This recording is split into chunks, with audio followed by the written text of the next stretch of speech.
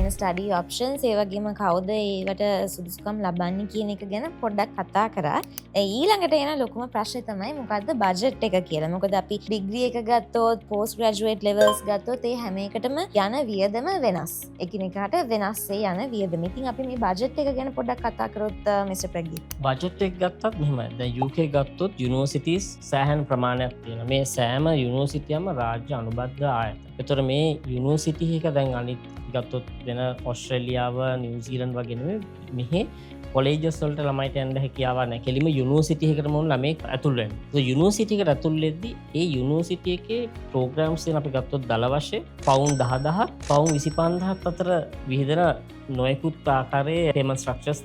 එතකොට දරුවගේ තියෙන කියමු ඇකඩමික් ක්වොලිෆිකේෂන් එක, එයාගේ තියෙන අනිකුත් ඒවාම ස්කෝලර්ෂිප් ගැනීම හැකියාවකුත් තියෙනවා.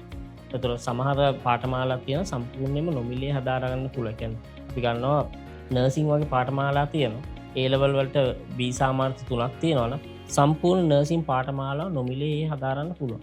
ඒ වගේ අවස්ථාවන් ගොඩාක් තියෙනවා. ඒ කියන්නේ ඩිග්‍රීස් ද මාස්ටර්ස් ද PhDs ද කියලා නේ equally හැම එකේම ඒ වගේ ඔප්ෂන්ස් වලට යන්න පුළුවන්. හැම ලෙවල් එකකදීම ඒ වගේ ඔප්ෂන්ස් ඒගොල්ලන් ලැබෙනවා. මෙන්න මේ මූලික කියන්නේ ඒ අදාළ පාඨමාලාවට අදාළ මූලික සුසුකම් තියෙනවා නම් ඒ විශ්වවිද්‍යාල වලින් ඒ වගේම එහි තියෙන චැරිටි ඕගනයිසේෂන් ඒ වගේ ආයතන වලින් මේ ස්කෝලර්ෂිප් ලබා දීමේ හැකියාව. එතනදී මම හිතන්නේ ප්‍රධාන වශයෙන්ම බලපාන්නේ මේ දේවල් ගැන හොයලා බලලා අපි හරි කෙනෙක්ට කතා කරලා මොනවද මේ තියෙන ඔප්ෂන්ස්. නැත්නම් සමහර අයට හිතෙන්න පුළුවන් මේකේ බජට් එක වැඩි. මේ ඔප්ෂන් එක මට නැහැ. හැබැයි ඇත්තටම එතනදී එයා තව දැනුම් තේරුම් තියෙන කෙනෙක්ට කතා කරලා ඒ ඔප්ෂන් එක බැලුවොත් එයාට ස්කෝලර්ෂිප්ස් හදාගන්න හැකියාව තියෙනවා. දරුවෙක් පිටරට ඉගෙන ගන්න යනවා නම් හරි ආයතනයකින් හරි පුද්ගලයෙක්ගෙන් දැනුම ලබා ගැනීම, මේ කියන්නේ අපි කියන ඇඩ්වයිස් එකක් ගන්න එක, ඒ පළපුරුද්දක් තියෙන විෂය ගැන දන්න පුද්ගලයෙක්ගෙන් මේක කරගන්න ඕන වෙන්නේ ඒක නිසා. මොකද දැන් අපි ගත්තොත් අපි අපේ ආයතනය ගත්ත වසර 16 මගේ ඉන්ඩස්ට්‍රි ගත්ත තව 25ක සේවා කාලය. ඉතින් මේ කාලය තුලදී අපි නොයෙක් දරුවෝ එක එක ආකාරයෙන් මේ රටවලට ගිහිල්ලා ඉගෙන ගන්න විදිය, එතකොට මෙහි ගිහිල්ලා මූණ පාන් වෙන සිදුවීම්, එතකොට එක එක දරුවන්ට අවශ්‍ය කියන්නේ මූල්‍ය පහසුකම් ඒවා ලබා ගන්න කොයි වගේද, අන්න ඒ සියල්ල අපි යන්න ඉස්සෙල්ලා ප්ලෑන් කරලා යන්න ඕනේ. එතකොට මේ කොයි වගේද රටට ඇතුල් වෙන්න ඕන, ඇතුල් වීමේදී අවශ්‍ය වන මූලික බජට් එක මොකක්ද? එතකොට ඒ Tamanට තියෙන බජට් එක අනුව අපි කොයි යුනිවර්සිටි එකකට තෝරගන්න, කොයි පාත්වයක තෝරගන්න.